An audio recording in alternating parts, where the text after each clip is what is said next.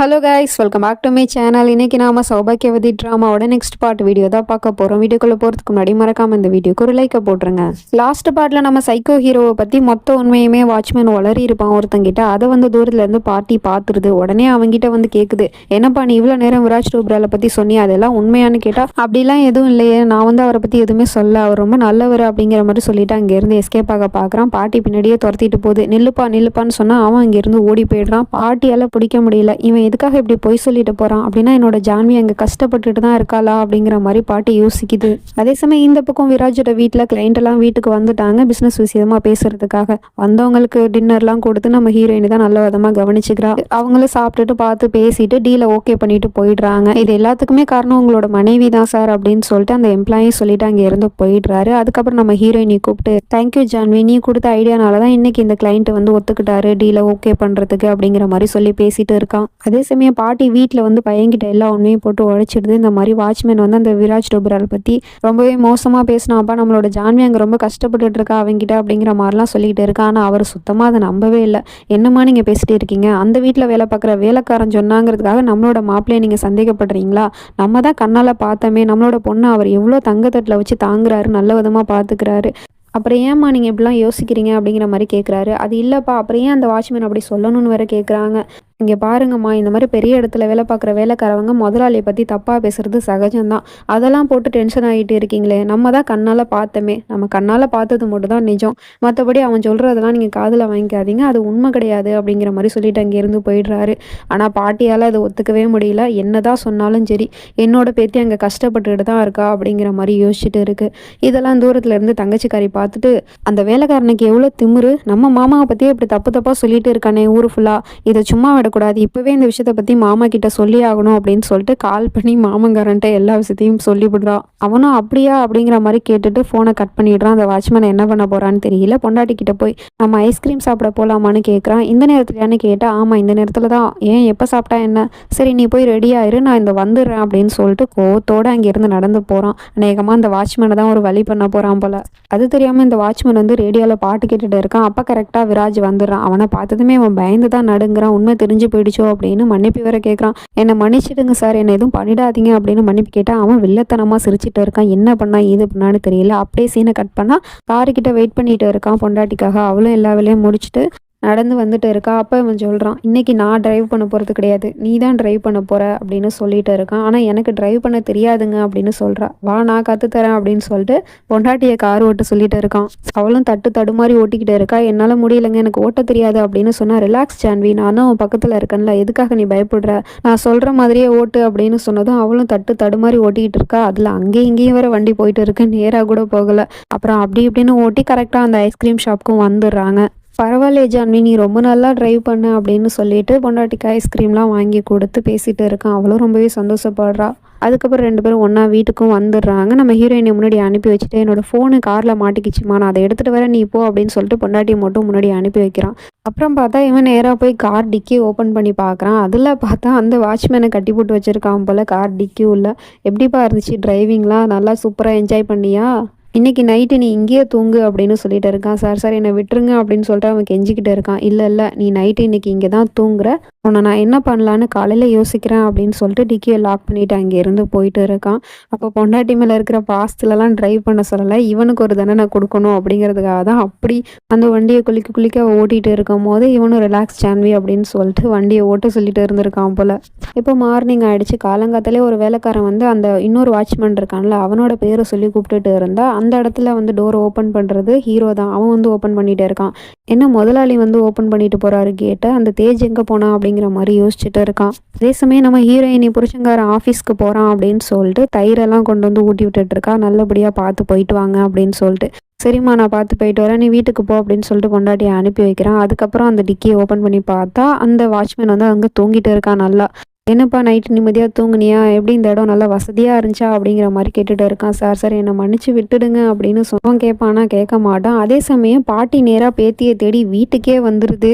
அது தெரியாமல் இவன் இங்கே டிக்கியை ஓப்பன் பண்ணி பேசிகிட்டு இருக்கான். அப்படியே கொஞ்சம் கொஞ்சமாக நடந்து வந்துடுது. கரெக்டாக பாட்டி அங்கே வர்றதுக்குள்ளே இவன் டிக்கியை க்ளோஸ் பண்ணிடுறான். திரும்பி பார்த்தா பாட்டி நிற்கிது. பார்த்துட்டு பயந்து போயிடுறான், ஷாக் ஆகிடுறான். பாட்டி இங்கே எப்படி வந்தீங்க அப்படின்னு சொல்லிட்டு கேட்டால், ஏன் வரக்கூடாதா அப்படின்னு சொல்லிட்டு கேட்குது. இல்லை இல்லை பாட்டி, என்ன பாட்டி காலங்காத்திலே வந்திருக்கீங்களே அப்படின்னு சொல்லிட்டு தான் கேட்டேன். ஏன் நான் இப்போ இங்கே வந்ததில் உனக்கு சந்தோஷம் இல்லையா? சரிப்பா, நான் என்னோட பேத்தியை பார்க்குறதுக்காக தான் வந்தேன். எங்கே ஜான்வின்னு கேட்டால் அவள் வீட்டில் இல்லை அப்படின்னு பொய் சொல்லிடுறான். எங்கே போனா, அதுவும் காலங்காத்தாலே எங்கே போனா அப்படின்னு சொல்லிட்டு கேட்டால் அவள் கோயிலுக்கு போயிருக்கா. சரி வாங்க பாட்டி, நான் உங்களை வீட்டில் விட்டுறேன் அப்படின்னு சொல்லிட்டு துரத்தி விட தான் பார்க்குறான். ஏன் நான் வீட்டுக்கு போகணும், அவள் வரட்டும், அவள் வந்ததுக்கு அப்புறமே நான் போகிறேன் பொறுமையாக, நான் அது வரைக்கும் இங்கேயே இருக்கேன் அப்படின்னு சொன்னால், அதெல்லாம் இல்லை பாட்டி, நீங்கள் இவ்வளோ நேரம் தான் இங்கேயே இருப்பீங்க, வாங்க வாங்க நானே உங்களை கொண்டு போய் ட்ராப் பண்ணுறேன் அப்படிங்கிற மாதிரி சொல்லி அழைச்சிட்டு போகிறான். வலுக்கட்டாயமாக காருக்குள்ளே ஏற்றி. பாட்டி என்னதான் சொன்னாலும் அவன் கேட்க மாட்டேங்கிறான். இங்கே பாருங்க பாட்டி, நீங்கள் வயசான காலத்தில் அங்கேயும் இங்கேயும் அலையிறதுலாம் நல்லது கிடையாது. ஏதாவது ஒன்று ஆச்சு, ஆக்சிடென்ட் ஆகி மேலே போயிட்டிங்கன்னா என்ன பண்ணுறது அப்படிங்கிற மாதிரி பாட்டியே மறைமுகமாக மிரட்டிட்டு இருக்கான். பாட்டியே கொஞ்சம் நேரத்தில் பயந்து போயிடுது. அதுக்கப்புறம் பாட்டியை அங்கேருந்து கூட்டிகிட்டு போயிடுறான். அப்புறம் கொஞ்சம் நேரத்தில் நம்ம ஜான்வி வீட்டில் இருக்கிற துணியெல்லாம் மடித்து அலிமாரில் வச்சுட்டு இருக்கா. அப்போ பார்த்தா அவள் கையில் போட்டிருந்த அந்த வாட்ச் வந்து கலண்டு விழுந்துருது, உடஞ்சி போயிடுச்சு போல். அதை வந்து நம்ம ஹீரோயினி சரி பண்ணிட்டு உட்காந்துருக்கா. அப்போ இவன் அதெல்லாம் வந்து ஆஃபீஸில் உட்காந்து பார்த்துட்டு இருக்கான் கேமரா மூலமாக. உடனே பொண்டாட்டிக்கு கால் பண்ணுறான். என்ன பண்ணுற ஜான்வின்னு கேட்டால், நான் சும்மா தான் இருக்கேன் அப்படிங்கிற மாதிரி சொல்லிட்டு இருக்கா. சரி ஓகே, நான் உனக்காக ஒரு கிஃப்ட் பண்ணலான்னு இருக்கேன், உனக்கு என்ன வேணும் கேளு அப்படின்னு வேற கேட்குறான். என்ன இப்போ திடீர்னு கிஃப்ட்டு, எனக்கு எதுவும் வேணாங்க அப்படின்னு சொல்லிடுறா. என்ன பேசிகிட்டு இருக்க ஜான்வி, அவள் புருஷன்கிட்ட என்னெல்லாம் கேட்குறா தெரியுமா? நீ என்னன்னா உன்னோட புருஷன்கிட்ட கேட்குறதுக்கே தயங்கிட்டு இருக்க, என்கிட்ட எது வேணாலும் கேளுனா உனக்கு வாங்கி தரேன் அப்படின்னு சொல்லிட்டு இருக்கான். ஆனால் எதுவுமே எனக்கு வேணாங்க அப்படின்னு சொல்லிடுறா. சரி ஓகே, நானே உனக்காக ஒரு பெஸ்ட்டு கிஃப்ட் கொடுக்குறேன், என்ன கொடுக்கலாம் அப்படின்னு சொல்லிட்டு யோசிச்சுட்டு, ஒரு புதுசாக ஒரு வாட்ச் ஒன்று வாங்கிக்கோ அப்படின்னு சொல்கிறான். உடனே நம்ம ஹீரோயினுக்கு பயங்கரமான ஷாக்கு.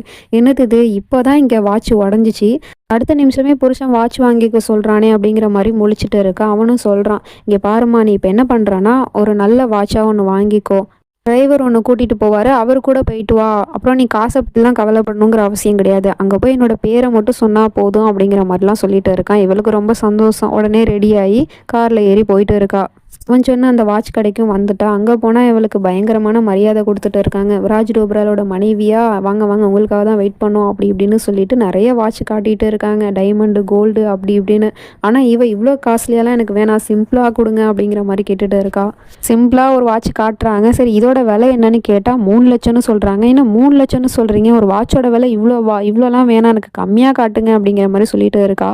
என்ன பேசிகிட்டு இருக்கீங்க நீங்கள், விராஜ் டோப்ராலோட மனைவி, காசை பற்றிலாம் யோசிக்காதீங்க, நீங்கள் ஏதாவது செலக்ட் பண்ணால் மட்டும் போதும் அப்படின்னு சொன்னதும் நம்ம ஹீரோயின் ஒரு வாட்சை செலக்ட் பண்ணுறா. அப்போ அந்த கடைக்காரர் சொல்கிறாரு, இது ஒரு couple watch, husband and wife 2 பேருக்குமே இருக்குது இந்த வாட்சி, அதை நான் ஒன்றா எடுக்க சொல்லிடுவா, உங்கள் ஹஸ்பண்டுக்கும் எடுக்க சொல்லவா அப்படின்னு சொல்லிட்டு கேட்டால், பரவாயில்ல சூப்பர், நீங்கள் 2ஐயும் சேர்த்து கிஃப்ட் பண்ணிவிடுங்க அப்படின்னு சொல்லிட்டு அதையும் பேக் பண்ணி வாங்கிக்கிறா.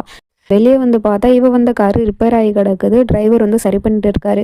என்னாச்சுன்னு கேட்டால், அந்த மாதிரி கார் ரிப்பேர் ஆகிடுச்சு மேடம் அப்படின்னு சொல்லிட்டு இருக்கான். இப்போ என்ன பண்ணுறது அப்படின்னு யோசிச்சுட்டு இருக்கா. அப்போ தூரத்துலேருந்து இதெல்லாம் விராஜ் டோப்ரால் பார்த்துட்டு தான் இருக்கான். அப்போ பொண்டாட்டி ஆல்ரெடி பிக்கப் பண்ணிக்கணும் அப்படிங்கிறதுக்காகவே வந்து வெயிட் பண்ணிட்டு இருக்கான் போல். கரெக்டாக காரை விட்டு இறங்குறான். அப்போ அந்த இடத்துக்கு பார்த்தா நம்ம ஹீரோயினோட ஃப்ரெண்டுக்காரன் வந்துடுறான். அவனை பார்த்ததும் இவன் காருக்குள்ளேயே போய் உட்காந்துக்கிறான். அங்கே என்ன நடக்குது ஏது நடக்குதுன்னு தூரத்துலேருந்தே பார்த்துட்டு இருக்கான் எல்லாத்தையும். என்ன ஜான்வி நீ இங்கே நிற்கிற அப்படின்னு சொல்லிட்டு கேட்டால், என்னோட கார் ரிப்பேர் ஆகிடுச்சு அப்படின்னு சொல்கிறா. சரி வா, நான் உன்னை ட்ராப் பண்ணுறேன் அப்படின்னு சொல்லிட்டு கூப்பிடுறான். இல்லை நான் எப்படியாவது போய்க்கிறேன், நான் டாக்ஸி பிடிச்சி போய்க்கிறேன் அப்படின்னு சொல்கிறா. அட உனக்கு தெரியாதான், இன்னைக்கு டாக்ஸி ஃபுல்லாக ஸ்ட்ரைக், அதனால எந்த டாக்ஸியும் வராது, நானே உன்னை ட்ராப் பண்ணுறேன் அப்படின்னு சொல்லி கூப்பிட்டுட்டு இருக்கான். ஆனால் நம்ம ஹீரோயினி போகிறதுக்கு யோசிக்கிறா. ஏன்னா இவனை கண்டாலே நம்ம புருஷனுக்கு பிடிக்காது. இப்போ இவனோட காரில் போய் நம்ம வீட்டில் இறங்கினோன்னா அதை பார்த்தாருன்னா கண்டிப்பாக கோவப்படுவார் அப்படிங்கிற மாதிரி யோசிச்சுட்டு இருக்கான். ஆனால் அவன் சடனாக நம்ம ஹீரோயினி கையை பிடிச்சி இழுத்து கூட்டிகிட்டு போயிட்டு இருக்கான். இதெல்லாம் தூரத்துலேருந்து பார்க்குற இவனுக்கு செம கோவம் வந்துடுது. அது எப்படி என்னோட பொண்டாட்டி கையை இன்னொருத்தவன் பிடிக்கலாம் அப்படிங்கிற மாதிரியே பார்த்துட்டு இருக்கான். அவனும் நம்ம ஹீரோயினே காரில் ஏற்றி கூட்டிகிட்டு போயிட்டான். அங்கேருந்து இவனும் பின்னாடியே ஃபாலோ பண்ணிட்டு போகிறான். அது தெரியாமல் 2 பேரும் வீட்டுக்கும் வந்துடுறாங்க. நம்ம ஜான்வி அவன்கிட்ட தேங்க்யூ சொல்லிவிட்டு அங்கேருந்து போக பார்க்குறான். ஆனால் இவன் டக்குன்னு போய் ஸ்டாப் பண்ணி, என்ன ஜான்வி உன்னை வீடு வரைக்கும் கொண்டு வந்து விட்டுருக்கேன், நீ ஜஸ்ட்டு தேங்க்யூ மட்டும் சொல்லிட்டு போறியா, வீட்டுக்கு கூப்பிட்டு காஃபி போட்டு தர மாட்டியா அப்படிங்கிற மாதிரி கேட்டுட்டு இருக்கான். இல்லை அது வந்து அப்படின்னு இவன் ரொம்பவே பயப்படுறா.